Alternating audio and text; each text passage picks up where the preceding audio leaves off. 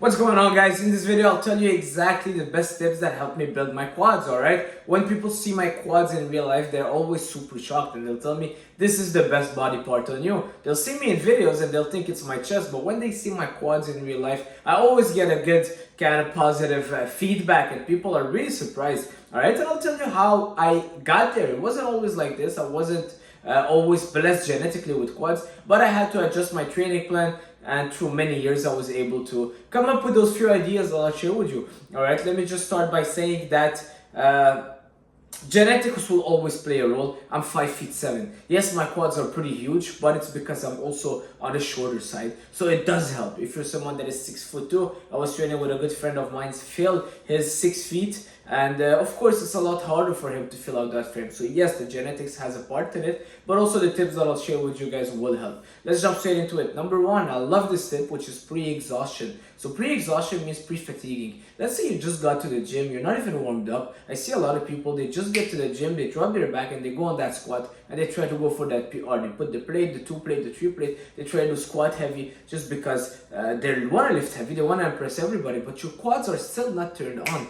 They're not ready to take that load yet. Alright, so you might not feel it in your quads. A lot of people squat and I'll ask them, do you feel that in your quads? Yeah, it's good. You have 500 pounds on the plate, on the bar. Did you feel anything in your quads? No, I feel my lower back, I feel my glutes. Well, try pre-exhaustion. Pre-exhaustion means pre-fatiguing. Basically, you want to activate those muscles, turn them on, and you can do that with Bulgarian split squat before. Actually, sorry, I do it with lunges. I do it with body weight lunges. I would do 4 sets, 20 reps each leg. So body weight, 20 reps, just a lot of reps, a lot of blood. Get that blood in the area, get that blood in those squats, turn them on, all right? And it will help you feel it better, a better mind-muscle connection when it will be time for you to squat later. Some people love doing it with leg extension, all right? Again, high reps. You don't need to really destroy those muscles. Just turn them on, high reps, get that blood in there, activate them, all right? So pre-exhaustion technique, it could be leg extension, body weight lunges, body weight split squat, body weight walking lunges,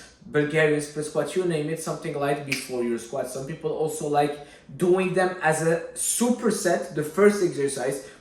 I'm not a big fan of it because I really love doing my squats on their own. But some people like starting with leg extension and then supersetting that with squats just so they feel their quads better. But you know what? Doing that is actually smart. It will help you lift less weight but still get the good desired outcome that you're trying to get, which is getting your muscles to failure. As bodybuilders, our goal is not just lifting heavy weight but getting our muscles to failure. Always go back to that, all right? The mind-muscle connection, proper technique, proper form, good time under tension, getting that muscle to failure. We don't just want to get to the gym, put those 500 pounds on the bar and squat. I've got a good friend of mine.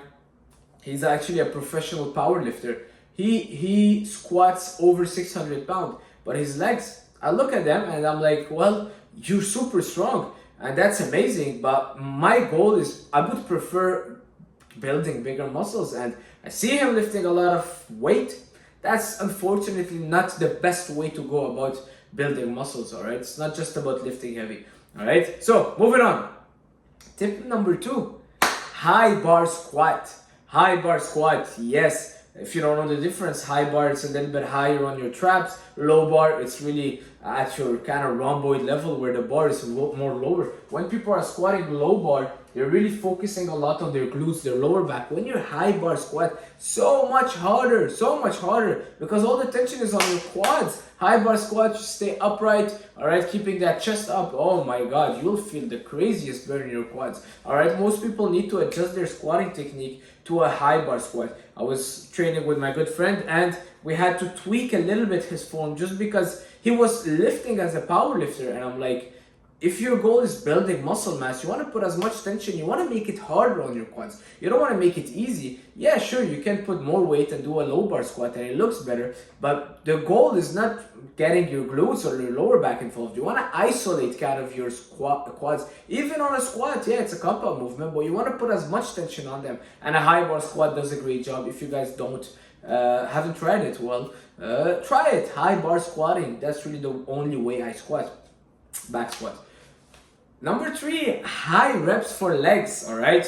I heard Stanley Furtick saying it years ago, maybe 8, 9, 10 years ago in a video. He said that he loves doing a lot of high reps, alright? He used to be a power lifter, then he transferred into bodybuilding. He started training with Flex Wheeler, and Flex Wheeler told him, let's go for 20 reps. And then his legs started growing all of a sudden. Happened same thing to me. I used to focus a lot on heavier weights, and then I started implementing that. Higher reps, 15, 20 reps. Yes, 20 reps. Try doing 20 reps of 225 on squats. 5, 6, 7 sets. Trust me, it's not easy, and you'll feel the craziest burn you've ever felt that you will never feel with 405 for 5 reps. Alright? Or 5 plates for 5 reps. Or 6 plates for 5 reps. Alright? It's not about just lifting heavy for few reps, but legs reacts very well to high reps, especially your legs. They're pretty resistant. You walk on them all day. Alright, so you really gotta get those, get in there. Alright, and sometimes, most of the time, it's high reps, 15, 20 reps, get that burn. I'm not saying go lightweight and just do bodyweight stuff. No, put a good weight. Trust me, 2 plates, 225 for 20 reps. Proper technique, go all the way down, go all the way up, squeeze those quads. Put that tension there. Good technique, time under tension. Take your time on the way down with a high bar squat. Ooh, you gotta feel it. 20 reps for 225. Or even less. Some people with 135. Honestly, for me, 135, I can get good working sets if I'm doing it properly and I'm pausing. So high reps. Moving on. Tip number 4 is, I've had it written right here, but I can't even read my writing. My goodness, I write very bad. Yeah, high volume for quads. So your legs, guys, they're half of your body. Half of your body is your legs, so you gotta make sure you're giving your body enough volume. High volume, even high frequency. If you're training, let's say your legs once a week, but you're training every other body part twice a week, it doesn't make sense. So make sure you're giving them enough frequency and enough volume. Your legs can take a lot. The quads, the hamstring, they're huge muscle group. They can take so much, and most people don't do enough volume. Few sets of leg press, few sets of squats, few sets of leg extension, it's not enough. Honestly, personally, I do 6, 7, 8, sometimes 10 sets of squats. That would be most of my workout, but I'll do a lot of volume. My leg workout, they're at least an hour and a half, at least minimum. And I'm not saying an hour and a half for the big chats in between. I'm really pushing myself and I'm training hard for an hour and a half. Leg workout, you need to do big sessions, big volume, and that's just what you need, alright? Trust me, I've tried both ways. I tried doing shorter sessions. It's just not enough. Your legs need a lot more to get that stimulus, and you gotta force them to grow. So give them more sets, alright? If you can handle 6, 7, 8, 10 sets of squat, just do it. And also I wanna say focus on the squat. That has to be the priority of your workout, the center.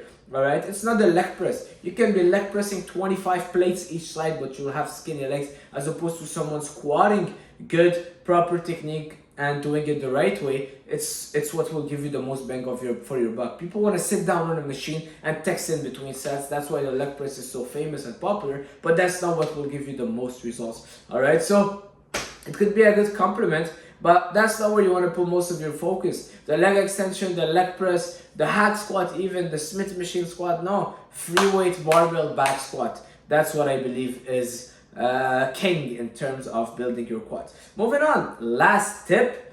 Yes, last tip, high carbs. Your legs, they use a lot of carbs. Alright, biggest muscle group, and when you're training legs, you're burning so much. So you gotta go for a higher carb day. A lot of people do this mistake of lowering their carbs or not eating enough carbs when they're training legs. It's a bad mistake, guys. You gotta make sure that you're eating enough carbs pre and post. And actually, I eat more carbs than usual on my leg day. I usually go for a refeed meal. Last time was a sushi. Alright, I would increase my calories because your legs, they take so much. Alright.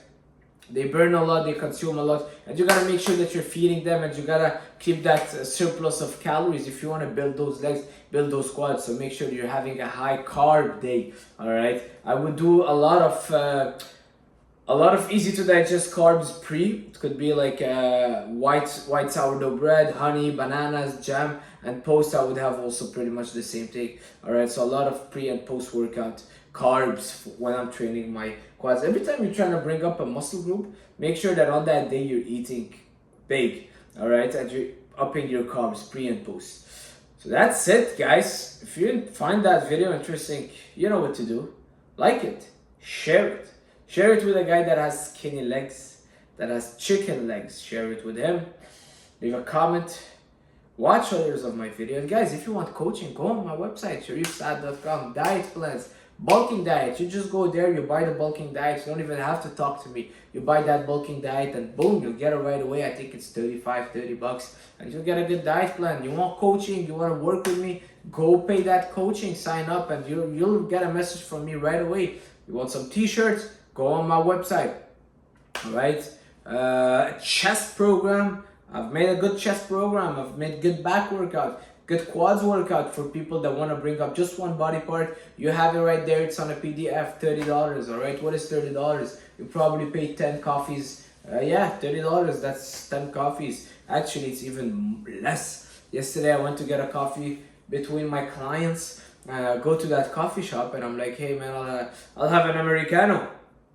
And then he gives me the machine and he says, answer the questions just before you pay. And I look at the questions, it already says 5.10 or 5.20, and the questions is if I want to leave a tip. And I'm like, I did leave a tip because he was on his own and they was super busy. But I'm like, my God, it's $6. It's costing me $6 for a diluted coffee. It's really a diluted coffee that I had.